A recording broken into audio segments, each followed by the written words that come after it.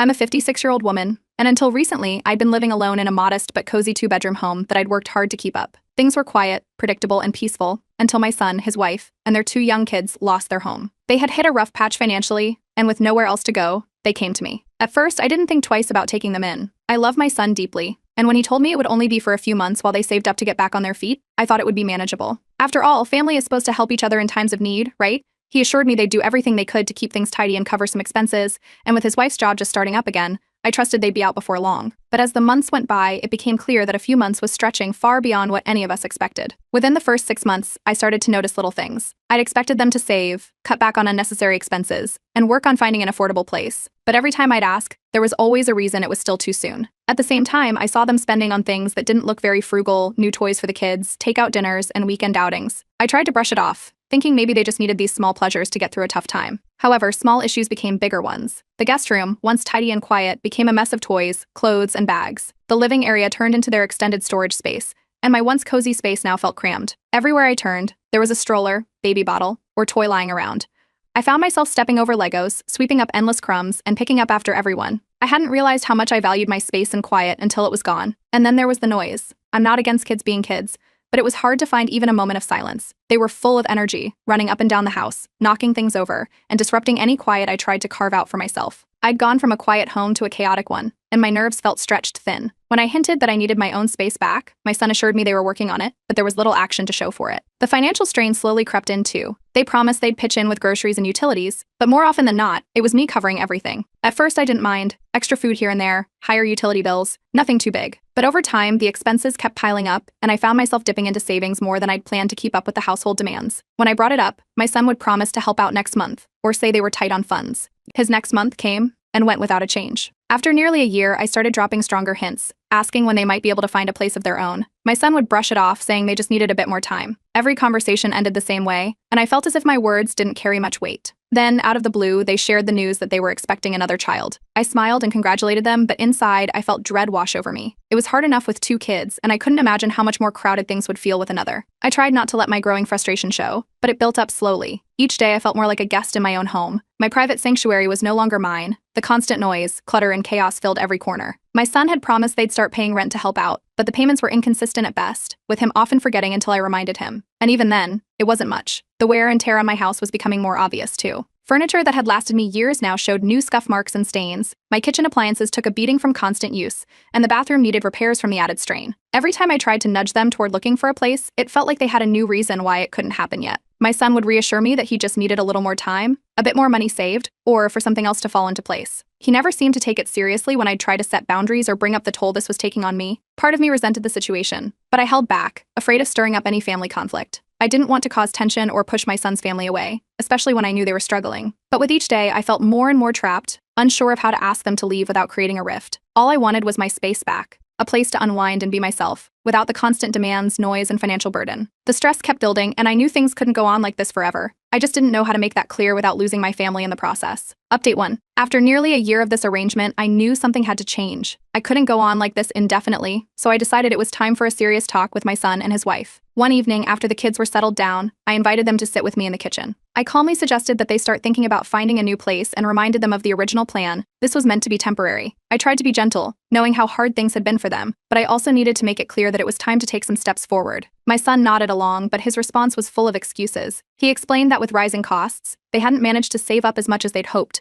and finding something affordable would still take time. His wife chimed in, mentioning how difficult it was to manage everything with 2 young kids and her limited work hours. I listened, understanding their points but wondering how long these excuses could stretch. They promised, again, that they'd start saving more seriously and would be out as soon as possible. After our talk, I noticed my son trying to make small adjustments around the house. He offered to help with some of the chores, loading the dishwasher, tidying up the kids' toys, even taking out the trash. It felt like a start, but these were minor tasks and hardly scratched the surface of the larger issue. A few days later, I was hopeful they'd actually start saving, but it wasn't long before I noticed they were still spending on little luxuries. A new video game here, takeout there, small splurges that didn't quite match the tight budget they described. Then their 3rd baby arrived. It was a bittersweet moment for me. I was happy to welcome another grandchild, but at the same time, I knew this only added to the strain. The house was louder than ever, with a newborn crying at odd hours, 2 other kids who seemed to find new energy with a baby around, and my son and his wife trying to juggle everything without much progress on their plans to move. The stress started affecting me physically. I was constantly exhausted, always on edge, and unable to find a moment of peace. Even my health took a hit, headaches became more frequent, and I felt drained all the time. One afternoon, I came home from a doctor's appointment to find one of the kids in my office, a place I had made clear was off limits. They had pulled papers off my desk and were playing with a small collection of personal mementos I kept there. I could feel my patience wearing thin, but I held back from snapping. I gently ushered them out, trying not to make a scene, but inside, I felt like a boundary had been crossed. Things only escalated from there. One day, I found one of my antique vases cracked, something I'd held onto for decades. Another time, my vacuum cleaner was left clogged after they used it to pick up a mess in the kids' room. I noticed other small damages around the house, a scratched table, a broken picture frame. These things added up, and while they might seem minor individually, they felt like small symbols of how out of control everything had become in my own home. I tried to talk to my son again about contributing more financially. He started giving me a small amount each month toward rent, but it was inconsistent. Sometimes it would be late, other times it would be less than agreed upon, and when I'd remind him, he'd tell me he'd forgotten or had an unexpected expense that month. I could feel my savings dwindling, stretched thin by extra groceries, utilities, and now even repairs. Eventually, I decided enough was enough. I set a firm 6-month deadline for them to find their own place. I hoped that putting a clear timeline in place would give them the push they needed to finally move out. But my son didn't take it seriously. When I brought it up, he just laughed it off, saying they'd figure it out and that he wasn't worried. To him, it was just another casual remark, but I was growing more resentful by the day. Around this time, my son's wife mentioned that her own family couldn't take them in either. I hadn't brought this up as an option, but her comment made it clear they had no other escape route, and I was the only option they'd consider. It left me feeling trapped, almost like they expected me to just accept this indefinite arrangement without complaint. As the weeks passed, I couldn't shake the feeling that maybe I'd enabled this situation.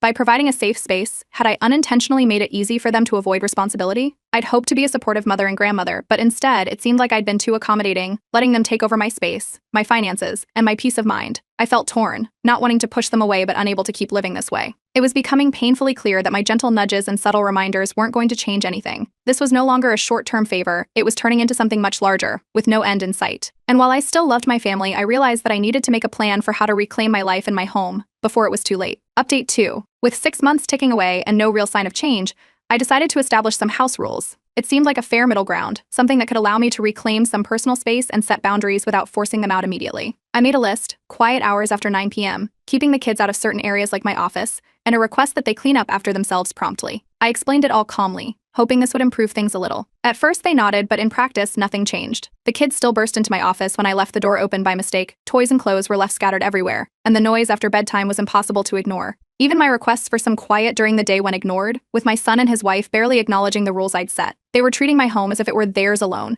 and every time I tried to bring it up, they either brushed it off or made a joke about kids just being kids. Finally, I called a family meeting. I sat them down in the living room and explained that I couldn't keep going like this. I talked about the strain it was putting on me, not just financially but mentally and physically. I made it clear that I was reaching my limit and needed them to start respecting my space and sticking to the rules we had agreed on. My daughter-in-law's reaction caught me off guard. She accused me of being selfish, saying that I was putting money and peace above family. She pointed out that they were going through a rough patch and that it wasn't fair of me to expect everything to be perfect. Her words hit hard, but I knew this wasn't about perfection. It was about my home, my sanctuary becoming unrecognizable and out of control. Word of our disagreement spread to other family members, and soon I found myself caught in the middle of a family divide. Some relatives sided with me, agreeing that I had every right to set boundaries in my own home, especially after helping my son's family for so long. Others, though, thought I was being unreasonable, with a few even implying that as a mother and grandmother, it was my duty to put up with this for the sake of family. It was a difficult position to be in, feeling judged no matter what I did. When I shared my frustrations with a few close friends, they encouraged me to take a firmer stand. They reminded me that this was my space, my life, and I had already sacrificed so much to accommodate my son's family. One friend suggested that I look into affordable housing options for them, thinking maybe they just needed a little nudge in the right direction. Inspired by this, I started researching local resources and even found a few options within their budget. When I showed my son the options I'd found, he took it the wrong way. He assumed I was eager to get rid of them, making me out to be the villain for even suggesting they look elsewhere. He insisted that moving right now wasn't feasible, and that they simply needed more time. I tried to explain that my own financial resources were running low, but he dismissed it, acting as if I was being dramatic or exaggerating the impact. A few days later, things came to a head. We ended up in a heated argument, one where I couldn't hold back anymore. I raised my voice, something I hadn't done in years, telling him about the real toll this situation had taken on me. The constant noise, lack of respect for my things, and the financial strain had all started wearing me down.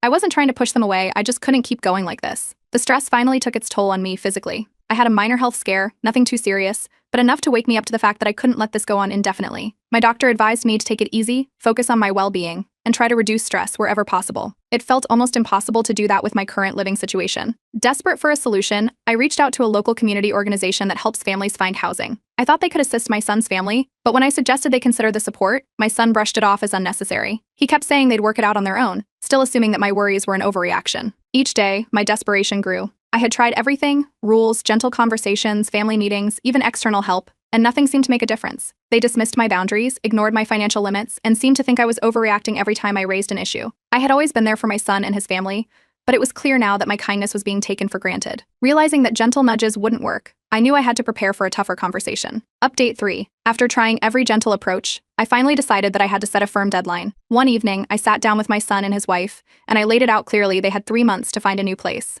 This arrangement wasn't sustainable anymore, and they needed to take my deadline seriously. I was firm and straightforward, hoping they'd understand the urgency. Their reaction wasn't what I expected. My son and his wife were shocked, and I could see the hurt in their faces. They accused me of abandoning them, of turning my back on family when they needed me most. They reminded me of times when I'd leaned on family for support, and they tried to make me feel guilty for drawing a line now. My son kept pointing out how difficult the rental market was, how they'd saved up only a little, and how 3 months wasn't enough time. But I didn't budge. I explained that while I understood their difficulties, the situation was affecting my health, my finances, and my peace. I'd tried every way to make it work, but my home had turned into a place where I no longer felt comfortable. They needed to understand that I had limits, and we'd reach them. The conversation shifted to money, with my son arguing they hadn't saved enough to move. I tried to offer suggestions, even going through their spending with him to highlight where they could cut back, but he got defensive, saying I didn't understand how tight things were for them. No matter what solutions I offered, he seemed determined to see this as me forcing them out before they were ready. Seeing that this wasn't going to end with an easy agreement, I started taking other steps. The next day, I contacted a lawyer to understand the eviction laws. I didn't want it to go that far, but I needed to be prepared if they refused to leave. The lawyer explained my options, and while I hoped it wouldn't come to that, knowing the process gave me some peace of mind. Meanwhile, I began setting boundaries with the grandkids, explaining to them which rooms were now off limits. They were too young to fully understand, but I made it as gentle as possible, showing them that some parts of the house were grown-up spaces. Despite their parents' reluctance, the kids seemed to pick up on the new rules, and I appreciated that small bit of control over my own home. In the days following, the atmosphere in the house grew tense. My son and his wife barely spoke to me, creating an uncomfortable silence that lingered in every room. Then, one day, I found out that my daughter-in-law had taken the situation to social media. She posted a long message venting her frustration, painting me as the villain who had turned her own family out. Friends and distant family members reached out, some expressing sympathy, others judging me for what they saw as a heartless decision. Divided opinions started pouring in. Some family members reached out privately, showing their support and saying they understood why I needed my home back. Others hinted that I was being too harsh, suggesting that family should always come first, no matter the cost. I appreciated the ones who understood and offered words of encouragement, but it hurt to see people taking sides and assuming the worst of me. Despite the drama, I held firm. I reminded myself of everything I'd done to support my son's family and all the times I'd tried to make this work. I'd sacrificed enough, and it was time to reclaim my own space. Over the next few weeks, I overheard my son discussing rental options with his wife. Although he still seemed hesitant and uncertain, it gave me a glimmer of hope that they might actually start looking. And just as things seemed to be moving, a surprise offer came in from one of my relatives. They'd heard about the situation and reached out, offering a small donation to help my son's family cover moving expenses if they committed to finding a place. It was a generous gesture, and I let my son know about it, hoping it would encourage him to take action. The silent treatment persisted, with tension filling every interaction. But now, with support from some family and friends, as well as this unexpected financial help, I felt empowered to stick with the deadline. This time, I wasn't going to back down. I'd given them every chance, every kindness I could manage, and now it was time to follow through. My home had become unrecognizable, but I was determined to reclaim it. 3 months was all they had left, and for the first time, I felt confident that I would see this through, no matter what. Update 4? With the final weeks of the 3-month deadline approaching, I began preparing both mentally and physically for my son's family to move out. I started organizing the guest room, packing away some of their things into labeled boxes, and deep cleaning areas of the house that had been neglected. It felt surreal, as though I was making arrangements for a new chapter of my life, even though part of me worried they might still try to push the deadline. My suspicions proved right when, just a week before they were supposed to leave, my son came to me with a new request. He asked if they could stay just a few more months, claiming they needed a bit more time to adjust financially. I listened but stayed firm, reminding him of the 3 months we'd agreed on and all the extensions they'd already had. This time, I wouldn't budge. Undeterred, he handed me an unexpected bill for some utilities and groceries, implying that covering it would help them out. I knew what he was trying to do, using guilt to pressure me into easing up on the deadline. But I stood my ground, letting him know that I couldn't continue covering extra costs, especially with them leaving soon. After our conversation, he left looking annoyed, but I didn't let it affect my resolve. A few days later, he finally shared that they'd found a rental. It was smaller than what they'd hoped for, but it was affordable and available right away. I could sense they weren't thrilled about it, but I reassured him that this was a positive step toward regaining their independence. However, even with the moving plan in place, the tension didn't disappear. Instead, it grew. My daughter-in-law, who was already distant, started openly blaming me for pushing them out and for their need to settle for something less than ideal. I kept my responses brief, knowing that arguing wouldn't solve anything at this point. As moving day approached, I spent time with my grandkids, knowing that they didn't fully understand what was happening. I read to them, played their favorite games, and tried to explain that they'd have a new home soon but could still come visit. Saying goodbye to them was bittersweet. They hugged me tightly, asking why they had to leave, and I had to swallow back my emotions as I reassured them they'd be all right. On the day they were scheduled to leave, my son tried one last guilt trip. He brought up old memories, times when I had relied on family, as if to remind me of all the support I'd received over the years. But I remained calm and told him that while I'd always be here for them, this arrangement wasn't possible anymore. He sighed, gave me a look I couldn't quite read, and walked back to finish packing. My daughter-in-law didn't go quietly, though. She continued to post on social media, painting me as the heartless mother-in-law who'd kicked her family out during tough times. Friends and distant relatives reached out, some siding with me, while others hinted that I was overstepping. I didn't engage. The online world could think what it wanted, but I knew the reality of everything I'd done to support them up to this point. Finally, the house was empty. After over a year of noise, clutter, and tension, the silence felt almost unnatural. For the first time in months, I walked through my home without tripping over toys or being interrupted by chatter. It was eerily quiet, and while I felt an enormous sense of relief, there was also an unexpected wave of loneliness. I missed the sounds of my grandkids laughing and the lively energy they brought, but I reminded myself that this was what I'd wanted: my space, my peace. With them gone, I set about cleaning and repairing the house. I tackled the scuff marks on the walls, fixed the broken picture frames, and deep cleaned the carpets, which had endured more spills than I could count. As I went through each room, I realized the toll the past year had taken on my home. But with each scrub and polish, I felt a sense of healing, like I was reclaiming my sanctuary one corner at a time. As the days passed, I focused on my health and routine, finally able to unwind without interruption. The stress that had weighed on me so heavily lifted little by little, and I felt my energy returning. I started sleeping better, my headaches faded, and I rediscovered simple pleasures I hadn't had time for, like sitting down with a cup of tea and a good book. Despite the relief, the family divide lingered. Some relatives continued to view my actions as harsh, holding a quiet grudge, while others reassured me I'd done the right thing. I found myself reflecting on it all: the long months of tension, the boundaries I'd struggled to set, and the exhaustion that had piled up.